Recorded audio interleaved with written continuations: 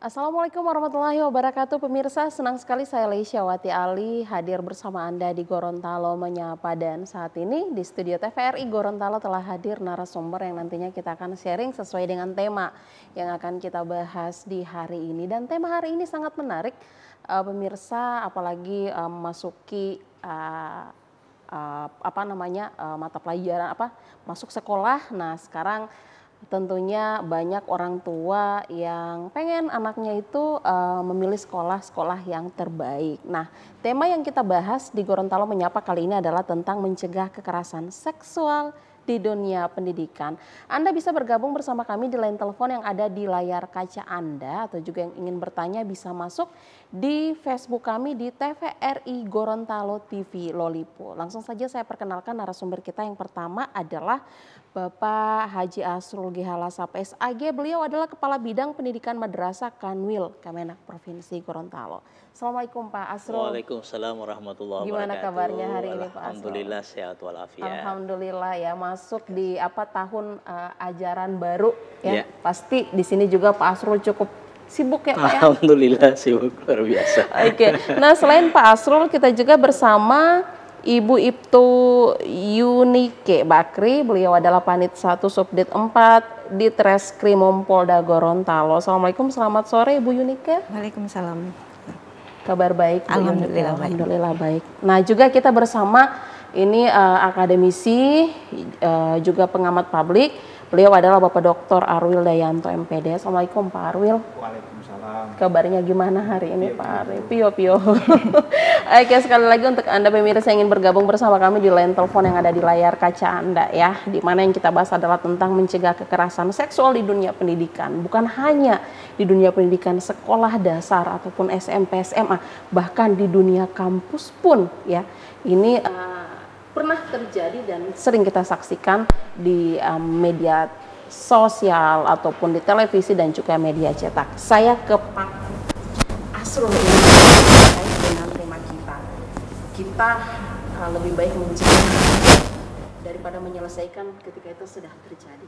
Untuk Gorontalo selama ini Pak Asrul, pernah tidak terjadi kekerasan seksual khusus di dunia pendidikan? Baik, assalamualaikum warahmatullahi wabarakatuh. Alhamdulillah, salatu wassalamu ala rasulillah wa ala alihi wa sahbihi wa mawala wa ba'd. Berkaitan dengan tema yang kita bahas pada hari ini adalah kekerasan seksual di dunia pendidikan. Khususnya kalau kami di Kementerian Agama adalah kementerian yang membawahi seluruh madrasah di Provinsi Gorontalo.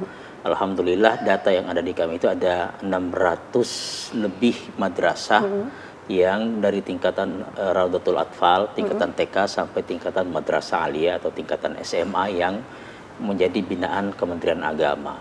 Nah, berkaitan dengan tindak kekerasan seksual yang ada di madrasah memang beberapa tahun kemarin ya. Mungkin pernah ada juga laporan, ada kasus yang berkaitan dengan pelecehan seksual yang ada di beberapa madrasah, di salah satu madrasah. Akan tetapi itu sudah diselesaikan dengan lewat jalur hukum.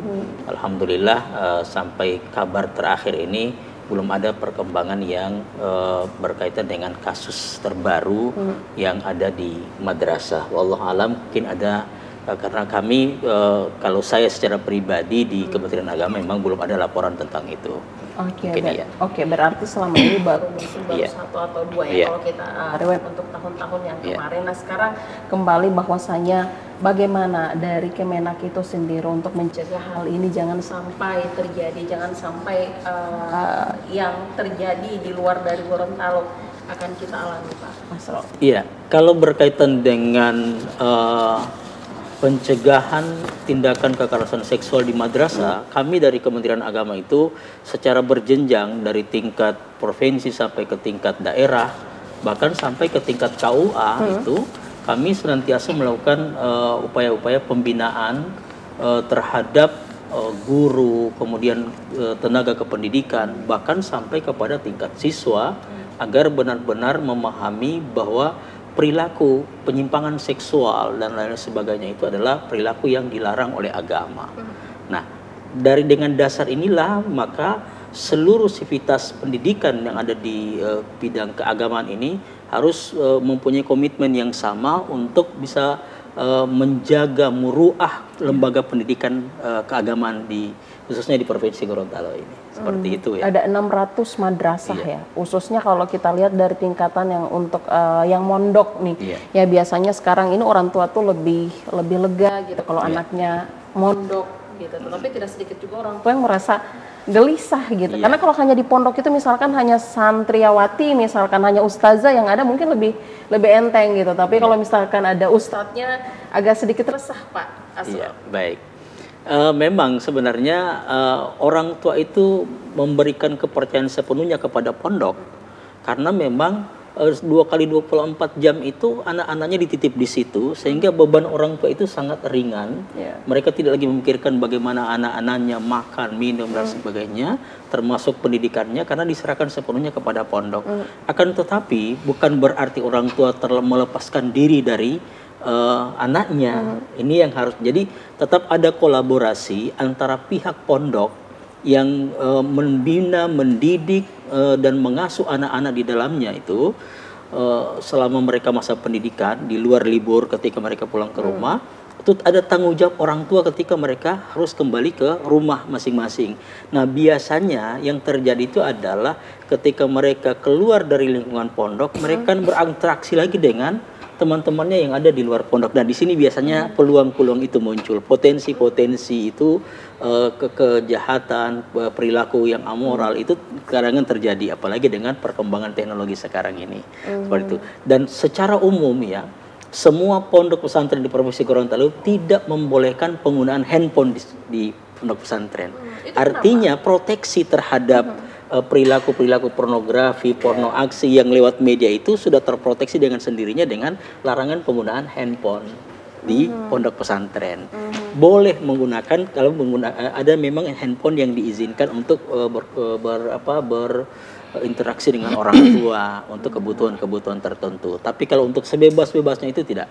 Itu yang salah satu proteksi yang dilakukan dalam rangka pencegahan terhadap hal-hal yang tidak diinginkan terhadap anak-anak. Berarti di sini diutamakan untuk membangun karakter anak membangun melalui karakter yang tadi anak, itu ya, iya, Pak betul. Asro. Oke, baik. Nah, saya ke Bu Yunike ini bicara soal mencegah kekerasan seksual di dunia pendidikan yang tentunya masyarakat pengen tahu apakah selama ini ada tidak laporan-laporan dari masyarakat ataupun mungkin orang tua yang merasa bahwa ini anaknya ini ada yang nggak beres gitu. Bu Yunike silakan. Ya, kami khususnya unit Renakta Polda Gorontalo pada prinsipnya memberikan pelayanan yang secepatnya untuk anak-anak atau perempuan yang dalam hal ini mereka rentan terjadinya kekerasan. Sampai dengan saat ini unit kami sudah menerima beberapa laporan dari masyarakat. Bahkan saya kesini pun ada satu perkara yang sedang baru saja masuk, kekerasan seksual terhadap anak. Jadi untuk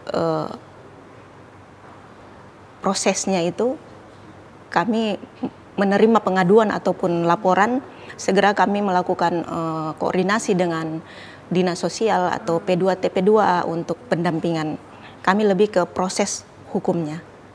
Demikian. Berarti kalau misalkan di dunia pendidikan ada tidak anak yang melapor gurunya atau kayak gimana gitu selama ini? Kalau untuk tahun ini alhamdulillah belum ada dan mudah-mudahan tidak ada. Tapi untuk tahun-tahun belakang memang ada beberapa yang dari sekolah, baik itu dari panti juga. Kami menerima laporan itu dan kami langsung menindaki dengan berkoordinasi dengan tentunya dengan yang jejaring kami, misalnya Dinas Sosial atau P2 TP2A khusus untuk anak ya. Oke. Nah ini juga hari ini dialog di TVRI juga sebagai sosialisasi ya kepada masyarakat, kepada guru-guru, kepada kepala madrasah dan lain sebagainya, bahwasanya ternyata ketika ini dilakukan itu ada pasal yang sudah mengatur. Bisa disosialisasikan Bu? Dalam hal ini untuk perbuatan cabul itu sendiri kami mengenakan pasal dalam Undang-Undang Perlindungan Anak, yaitu pasal 81 dan pasal 82.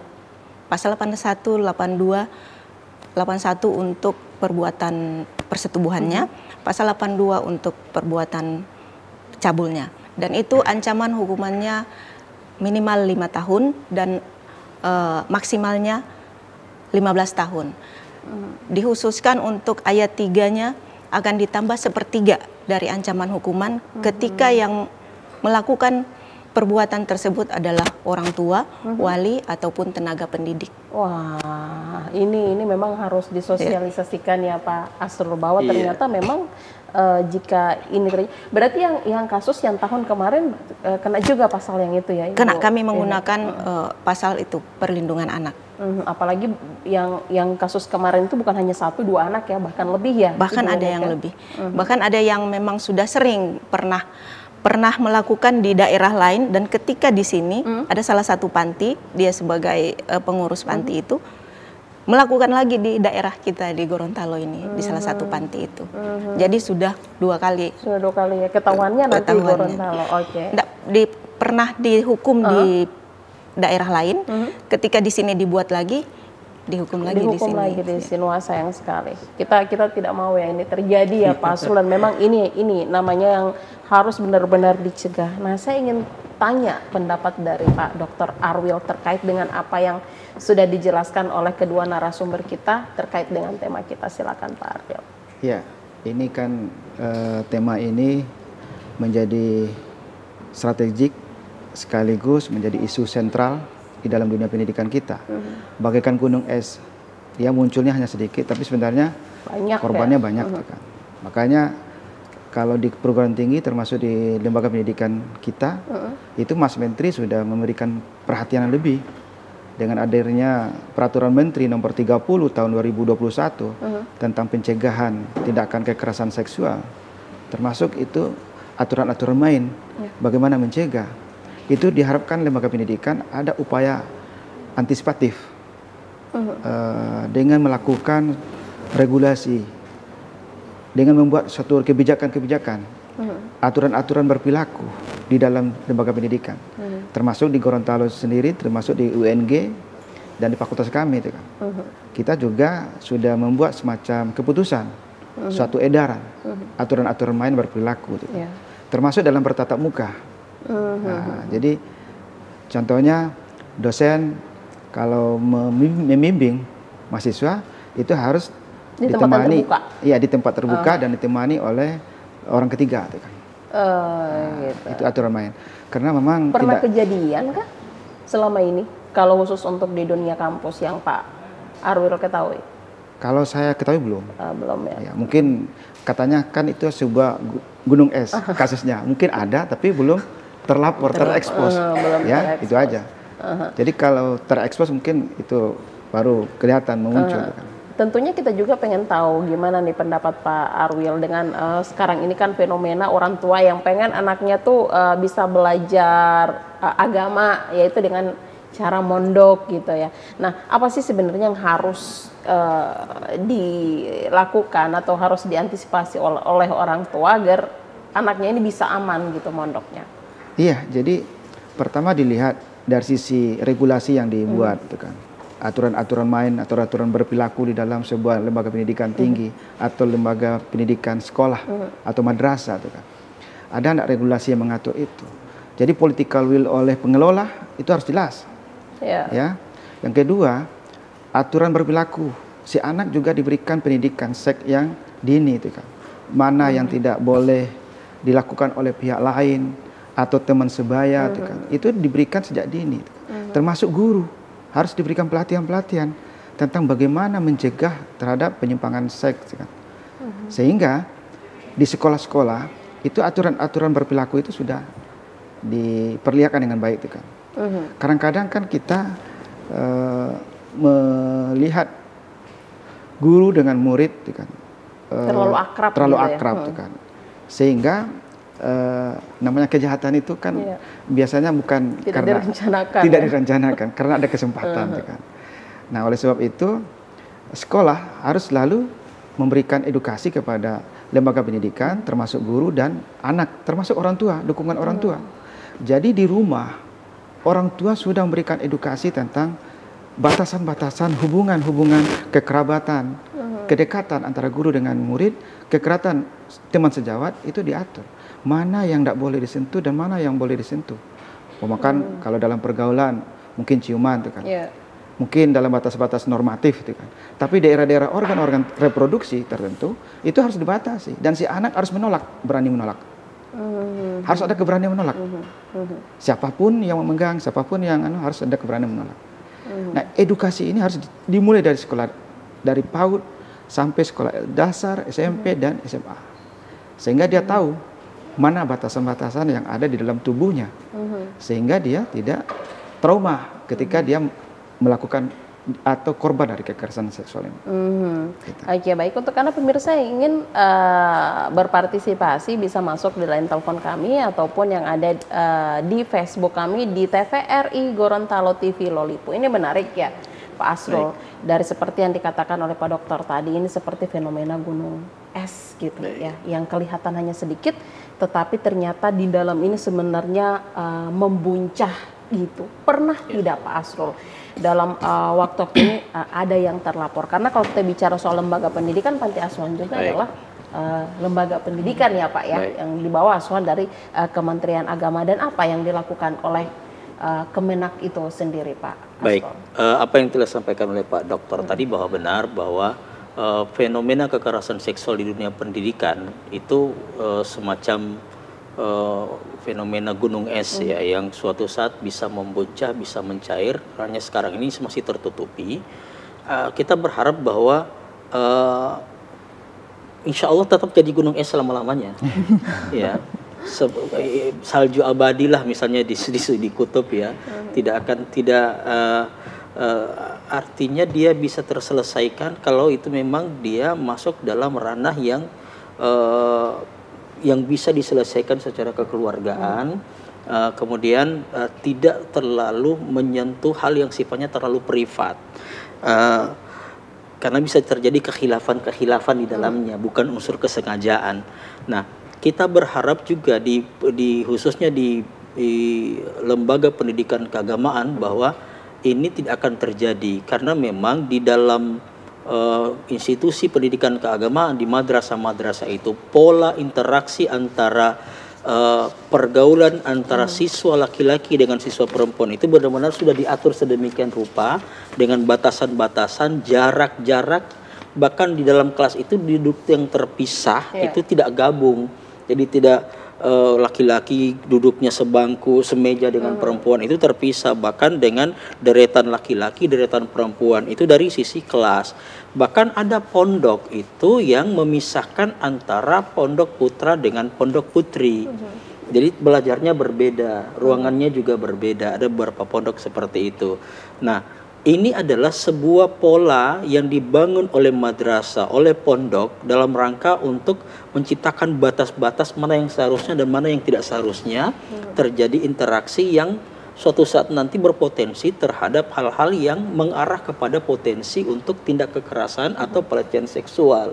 Dan inilah yang dilakukan di madrasah. Demikian juga para ustadz, para asatidz atau para guru atau GTK, guru dan tenaga kependidikan.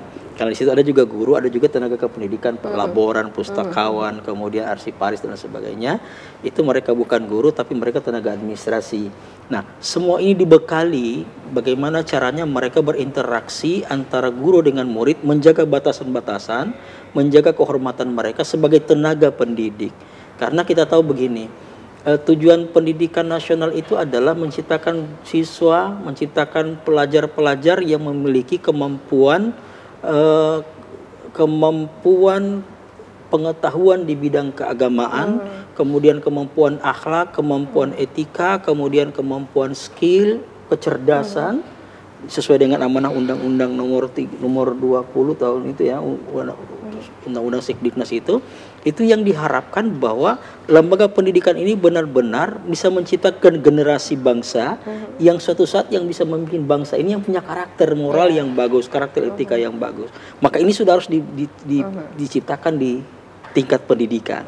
Nah, kalau terjadi kasus misalnya pelecehan seksual, kekerasan seksual itu yang sifatnya kasuistik, Iya. yang tidak bisa kita generalisir secara umum bahwa pendidikan kita sudah tercoreng secara umum, karena Karena memang biasanya seperti itu.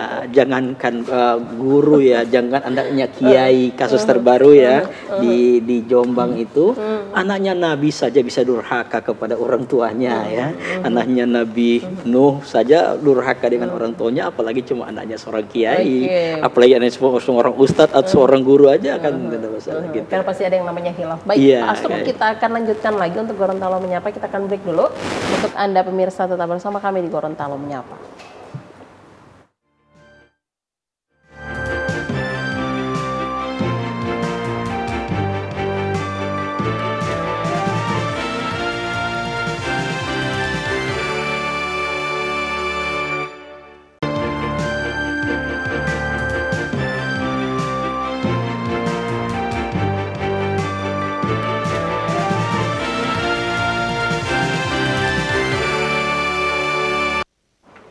Terima kasih pemirsa, Anda masih bersama kami di Gorontalo Menyapa. Untuk Anda yang baru bergabung, di mana tema yang kita bahas untuk Gorontalo Menyapa kali ini adalah tentang bagaimana mencegah kekerasan seksual di dunia pendidikan. Kita sudah bersama akademisi dan juga dari Kemenak Provinsi dan juga dari Polda Gorontalo. Ini kita sudah bahas secara detail ya, gimana sih ya untuk mencegah yang namanya kekerasan seksual di dunia pendidikan. Tadi Pak Asrul sedikit menjelaskan tentang wah ini ternyata harus ada SOP-nya di setiap madrasah. Kita pengen tahu ya regulasi ataupun SOP yang ada di madrasah itu seperti apa, selain tadi Pak Asrul mengatakan bahwa ini pondok perempuan sama laki-laki harus dipisah, dan apakah semua pondok seperti itu Pak Asrul?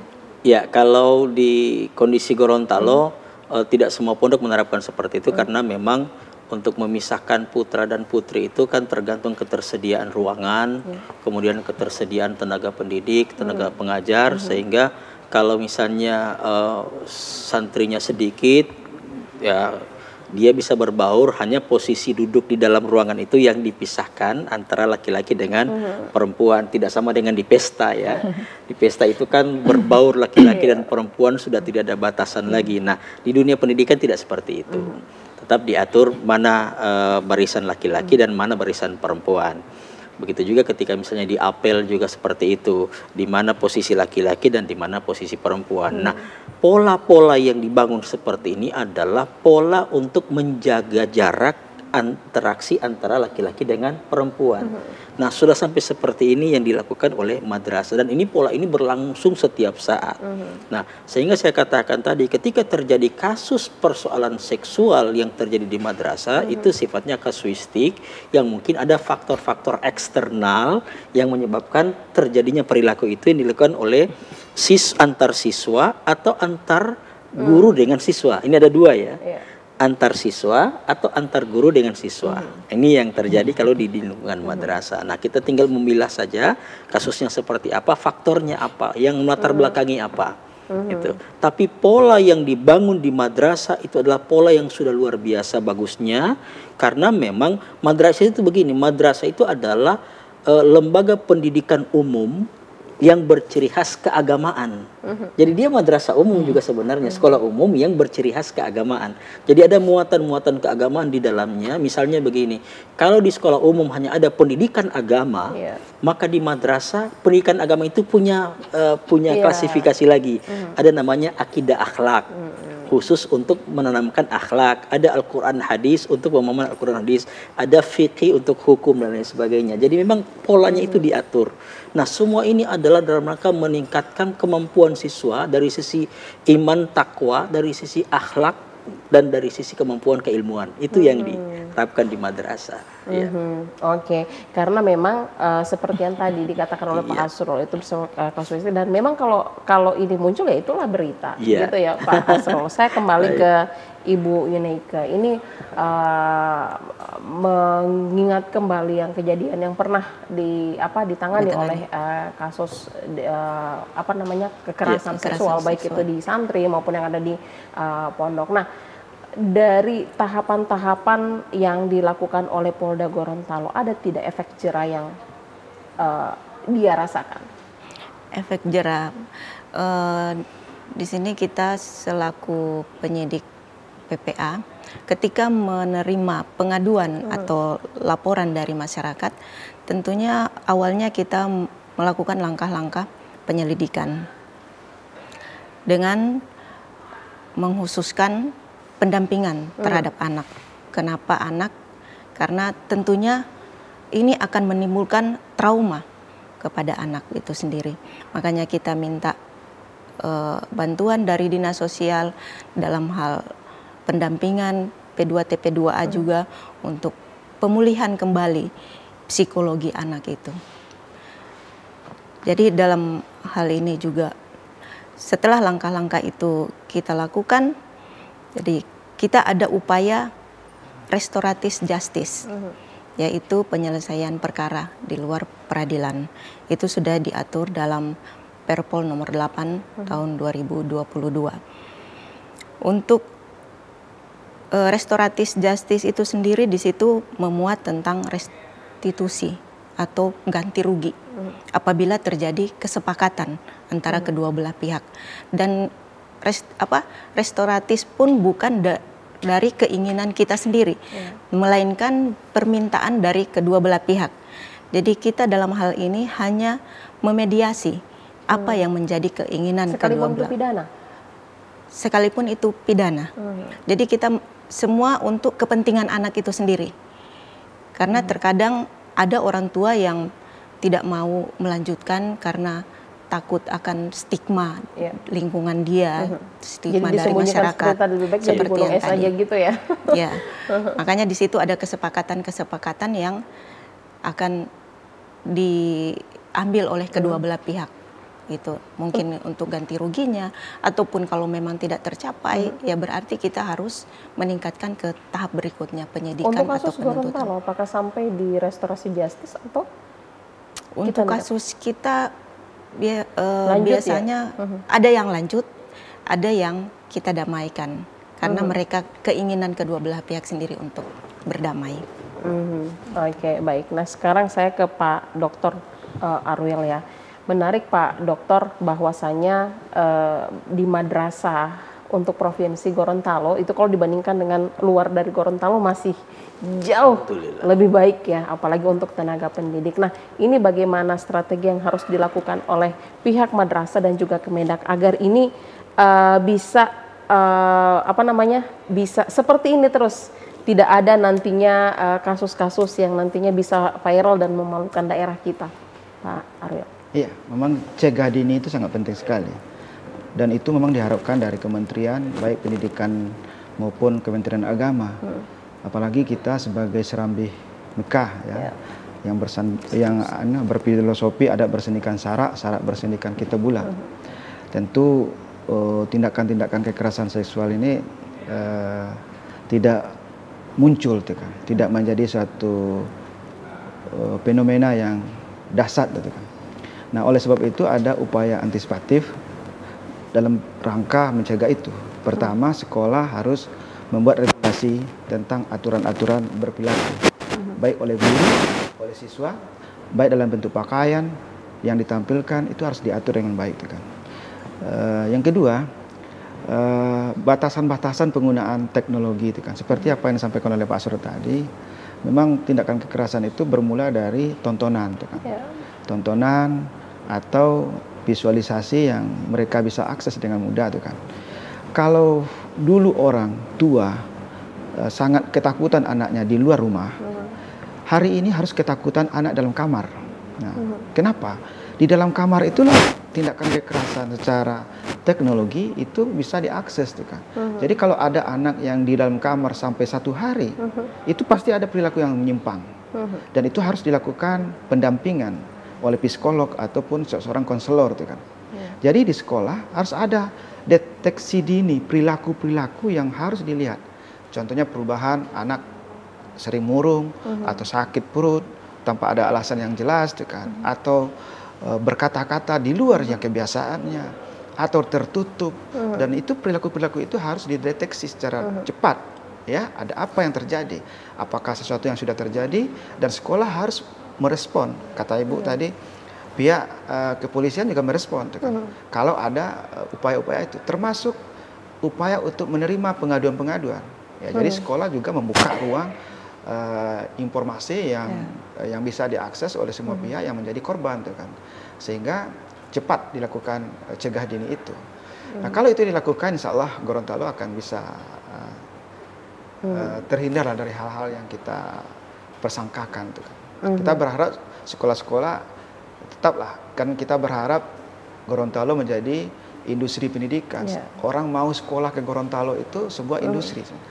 Jadi kalau kita mau memberikan kenyamanan dalam bersekolah, termasuk dalam kuliah itu kan, berarti orang-orang tua kita sudah merasa nyaman, merasa tidak perlu was-was lagi menitipkan anak-anaknya. Memang sekarang yang paling dikhawatirkan Pak Dokter adalah untuk anak yang masuk ke aliyah, ya, udah mengerti yang namanya seks, puberitas dan lain sebagainya. Nah, biasanya kalau orang yang di madrasah ataupun yang di pondok itu biasanya lebih sedikit tertekan gitu ya, Pak.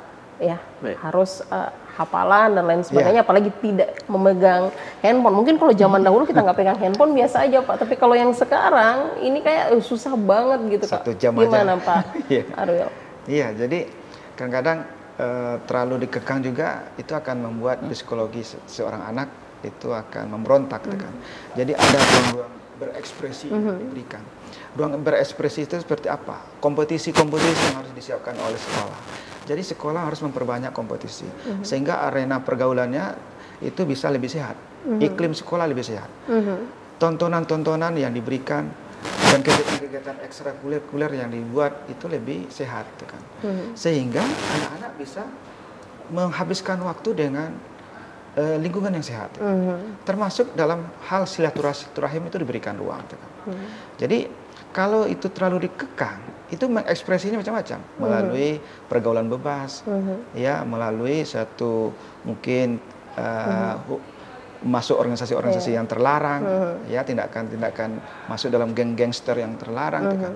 Itu harus dibuat ruang-ruang itu. Jadi sekolah itu harus dalam satu ekosistem yang nyaman, yang menggembirakan. Gitu. Apalagi sekarang kurikulum yang terbaru apa ya? Kalau kemarin kan Merdeka yang memerdekakan. Yang memerdekakan. Yang memerdekakan. Udah nggak ada UAS, udah nggak ada. Ini kan jadi anak-anak lebih santai kayak gitu. Nah, Pak Asrul, kan kita di Gorontalo ini kan punya madrasah, beberapa madrasah unggulan gitu ya, beberapa madrasah unggulan yang semua daerah maunya masuk di situ. Nah, kalau kita lihat dari segi kurikulum, pembentukan karakter dan lain sebagainya, apakah ini tidak bisa ditiru oleh madrasah yang lain? Baik, khusus di Provinsi Gorontalo ini kami ada di bidang pendidikan madrasah sekarang ada program 3MB yang kami sementara jalankan. Ini merupakan breakdown dari jargon nasional tentang madrasah mandiri berprestasi. Kemudian madrasah mandiri berprestasi itu diterjemahkan oleh kami di Kementerian Agama Provinsi Gorontalo, khususnya di bidang pendidikan madrasah, menjadi 3 program unggulan. 3MB, madrasah berprestasi, madrasah berinovasi, dan madrasah bersinergi. Nah, kemarin kami memboyong beberapa madrasah di Provinsi Gorontalo untuk berkunjung atau rihlah, ya, studi banding ke 6 madrasah unggulan di Provinsi Gorontalo. Artinya apa? Kenapa kita harus pergi keluar melihat madrasah unggulan di luar, sementara di dalam kita ada yang lebih hebat. Ada madrasah Aliyah Kota Gorontalo, madrasah Aliyah Kabupaten Gorontalo, ada madrasah Sanawiyah, kemudian ada madrasah Insan Cendekia, ada madrasah Darul Mubin yang juara 2 kepala madrasah tingkat nasional, ada MI unggulan Muhammadiyah. Nah, madrasah ini madrasah kepala madrasah yang lain itu kami ajak berkunjung ke sini untuk menimba apa yang kelebihan madrasah-madrasah ini untuk ditiru di madrasah. Padahal kurikulumnya sama kali ya, Pak? Kurikulumnya sama, cuma memang ada nilai plus dari madrasah ini yang harus dibangun, yang bisa ditiru dari sisi prestasi, dari sisi inovasi, yang ketika madrasah ini berkunjung ke situ, mereka bisa mengadopsi dan bisa membuat MOU antar madrasah meskipun tidak selevel. Jadi madrasah Aliyah boleh dengan madrasah sanawiyah tingkatan bawah, yang penting kontennya apa. Nah, seperti ini yang sekarang kami bangun di tahun 2022 ini, khusus berkaitan dengan kurikulum merdeka yang terbaru. Kami kalau di sekolah Diknas, binaan Diknas itu namanya sekolah penggerak. Kalau kami ada namanya pilot, madrasah piloting.